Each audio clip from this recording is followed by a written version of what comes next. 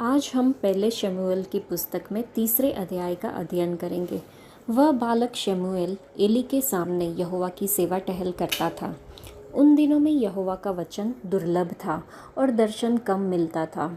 और उस समय ऐसा हुआ कि जब वह अपने स्थान में लेटा हुआ था और परमेश्वर का दीपक अब तक बुझा नहीं था, और शमूएल यहोवा के मंदिर में जहाँ परमेश्वर का संदूक था लेटा था, तब यहोवा ने शमूएल को पुकारा और उसने कहा, क्या आज्ञा? तब उसने एली के पास दौड़कर कहा, क्या आज्ञा? तूने तो मुझे पुकारा है।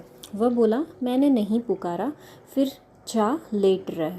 और वह जाकर लेट गया। तब यहोवा ने फिर पुकार के कहा, हे शमूएल। शमूएल उठकर एली के पास गया और कहा, क्या आज्ञा? तूने तो मुझे पुकारा है। उसने कहा, हे मेरे बेटे, मैंने नहीं पुकारा, फिर जा लेट रह। उस समय तक शमूएल यहोवा को नहीं पहचानता था और न यहोवा का वचन ही उस पर प्रकट हुआ था। फिर तीसरी बार यहोवा ने शमूएल को पुकारा और वह उठ के एली के पास गया और कहा, क्या आज्ञा? तूने तो मुझे पुकारा है। तब एली ने समझ लिया कि इस बालक को यहोवा ने पुकारा है। इसलिए एली ने शमूएल से कहा, जा लेट रह, और यदि वह तुझे फिर पुकारे तो तू कहना, हे यहोवा कह, क्योंकि तेरा दास सुन रहा है। तब शमूएल अपने स्थान पर जाकर लेट गया। तब यहोवा आ खड़ा हुआ और पहले के समान पुकारा, शमूएल शमूएल। शमूएल ने कहा, कह, क्योंकि तेरा दास सुन रहा है। यहोवा ने शमूएल से कहा, सुन, मैं इस्राएल में एक ऐसा काम करने पर हूँ जिससे सब सुनने वालों पर बड़ा सन्नाटा छा जाएगा। उस दिन मैं एली के विरुद्ध वह सब कुछ पूरा करूँगा जो मैंने उसके घराने के विषय में कहा, और उसे आरंभ से अंत तक पूरा करूँगा। क्योंकि मैं तो उसको यह कहकर जता चुका हूँ कि मैं उस अधर्म के कारण जिसे वह जानता है सदा के लिए उसके घर का न्याय करूँगा। क्योंकि उसके पुत्र आप शापित हुए हैं और उसने उन्हें नहीं रोका। इस कारण मैंने एली के घराने के विषय यह शपथ खाई कि एली के घराने के अधर्म का प्रायश्चित न तो मेल बलि से कभी होगा और न अन्न बलि से। शमूएल भोर तक लेटा रहा। तब उसने यहोवा के भवन के किवाड़ों को खोला, और शमूएल एली को उस दर्शन की बातें बताने से डरा। तब एली ने शमूएल को पुकार कर कहा, हे मेरे बेटे शमूएल। वह बोला, क्या आज्ञा? तब उसने पूछा, वह कौन सी बात है जो यहोवा ने तुझसे कही है? उसे मुझसे न छिपा। जो कुछ उसने तुझसे कहा हो, यदि तू उसमें से कुछ भी मुझसे छिपाए तो परमेश्वर तुझसे वैसा ही वरन उससे भी अधिक करे। तब शमूएल ने उसको रती रती बातें कह सुनाई और कुछ भी न छिपा रखा। वह बोला, वह तो यहोवा है, जो कुछ वह भला जाने वही करे। शमूएल बड़ा होता गया और यहोवा उसके संग रहा, और उसने उसकी कोई भी बात निष्फल होने नहीं दी। और दान से बेर्शेबा तक के रहने वाले सारे इस्राएलियों ने जान लिया कि शमूएल यहोवा का नबी होने के लिए नियुक्त किया गया है। और यहोवा ने शीलो में फिर दर्शन दिया, क्योंकि यहोवा ने अपने आप को शीलो में शमूएल पर अपने वचन के द्वारा प्रकट किया। इस अध्याय के पहले ही वचन में हमने देखा कि उस समय में यहोवा की वाणी दुर्लभ थी और दर्शन भी कम होते थे। परंतु उन दिनों इस बालक शमूएल को प्रभु यहोवा की सेवा करने का कितना बड़ा आशीर्वाद मिला था।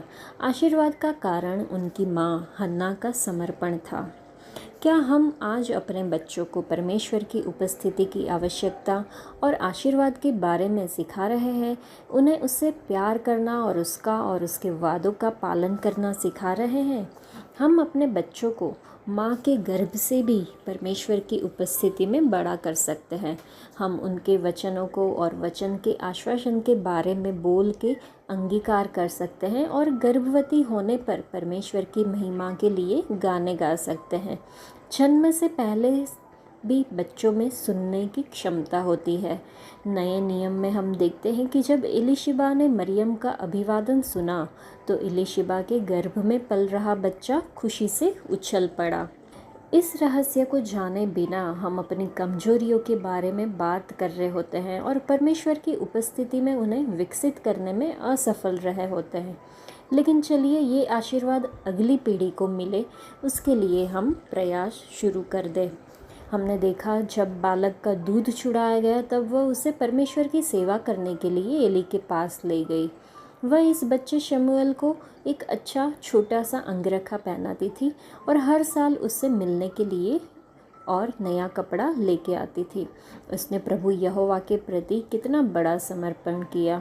क्या हम अपने बच्चों को परमेश्वर का वचन, परमेश्वर के गाने गाना और प्रार्थना करना सिखाते हैं? सभी माता पिता चाहते हैं कि हमारा बच्चा पढ़ाई में अच्छे नंबर प्राप्त करे।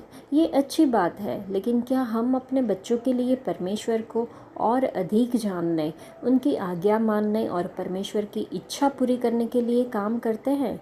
क्या हम इस उद्देश्य के लिए अपने प्रयासों और समय का बलिदान करते हैं? चलिए हम खुद का परीक्षण करें। हमने देखा बालक शमूएल बड़ा हुआ और यहोवा और मनुष्य की कृपा उस पर हुई।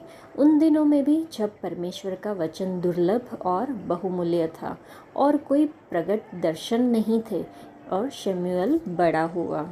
वैसे इन अंतिम दिनों में हमें परमेश्वर के वचनों का अकाल महसूस होता है, क्योंकि हम झूठे सिद्धांतों और झूठे शिक्षकों के संपर्क में आ जाते हैं और हमारे पास कोई दर्शन नहीं है।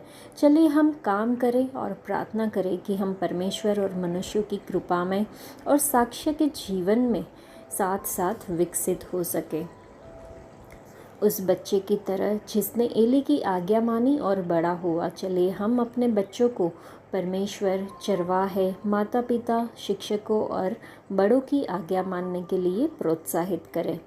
परमेश्वर इस बालक शमूएल के बारे में जानते थे और उसने उसे 4 बार नाम से बुलाया।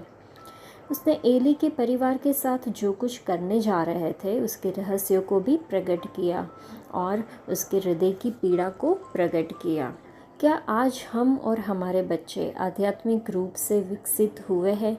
नहीं तो आइए हम बालक शमूएल से सीखें और परमेश्वर हमें और हमारे बच्चों को इन वचन के अनुसार आशीष दे, ऐसी प्रार्थना करें। वही एली अपने बेटों को प्रभु के मार्ग पर चलने के लिए सिखाने और बड़ा करने में असफल रहा। यदि उसने बचपन में उन पर अधिक ध्यान दिया होता तो वे परमेश्वर से डरने वाले अगुवे बन गए होते। शमूएल का पालन पोषण अनुकूल आध्यात्मिक वातावरण में नहीं हुआ। एली के पुत्र बहुत दुष्ट थे, लेकिन ऐसे बुरे प्रभावों के बीच में भी वह परमेश्वर का एक महान व्यक्ति बन गया।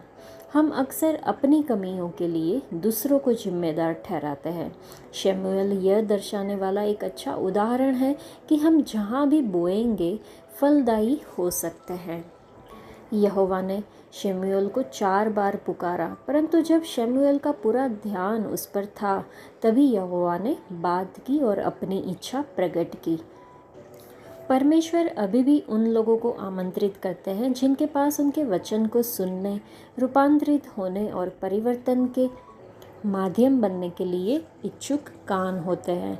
लेकिन अक्सर हम परमेश्वर की आवाज़ नहीं सुन पाते क्योंकि हम इस दुनिया की आवाज़ों से विचलित हो जाते हैं। परमेश्वर को आपके हृदय में स्थान पाने के लिए आपकी इच्छाएं, आपके व्यसन, आपके रीति रिवाज या आपके विचारों से प्रतिस्पर्धा करने में कोई दिलचस्पी नहीं है। लेकिन जब आप बिना शर्त और एकाग्र हृदय से जीवित परमेश्वर के सामने आने और कहने को तैयार है कि हे परमेश्वर बोलिए, क्योंकि आपका सेवक सुन रहा है, वह जीवित शब्दों के माध्यम से आपसे बात करेंगे और आपके जीवन को बदल देंगे। प्रिय मित्रों, परमेश्वर का वचन त्रुटिहीन है। कोई भी बलिदान या भेंट एली के परिवार के अपराध, दुष्टता का प्रायश्चित नहीं कर सकती। एली एक बुजुर्ग महायाजक अपने घर में असफल हो गया था और पवित्र स्थान में उसका बुरा प्रभाव पड़ा था।